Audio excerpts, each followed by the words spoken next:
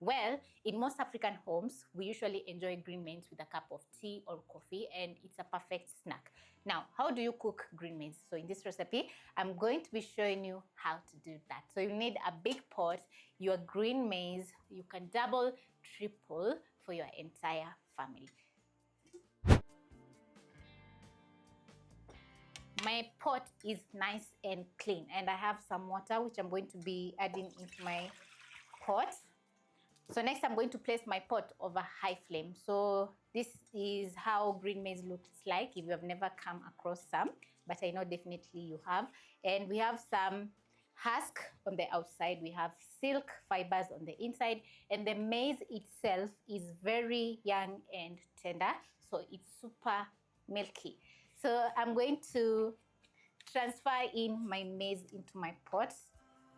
If you don't have a big pot, you can use a smaller pot and break the maize in half. So I'm going to drop in, add in a teaspoon of salt, which is going to season the green maize as they're boiling, and the cooking time is going to be around 20 to 30 minutes at most.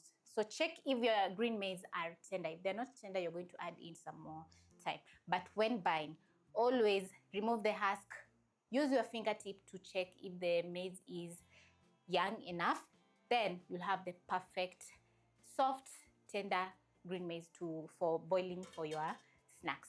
When you go up country and you find that maize has already floured and we have kernels, you usually go to the farm, pluck some green maize, and you go boil. So you'll notice that your grandmother or your mother usually boils the maize with the husk because it adds in a very nice taste to the green maize. So if you're going to be trying out this recipe, don't remove the husk so that you can get that signature taste when it comes to green maize. That 5 minutes later, this is how my green maize is looking. As you can see, the husk has turned from green to a yellowish color. The green maize, the kernels that is perfectly cooked, and also the water has evaporated because I reduced the flames to medium-low so that the maize could slowly boil. So now I'm going to put out the flames because my green maize is ready.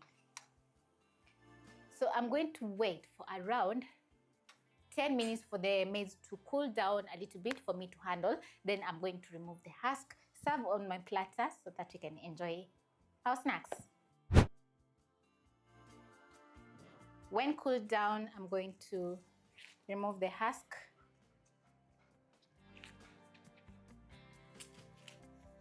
Then I'm going to plate.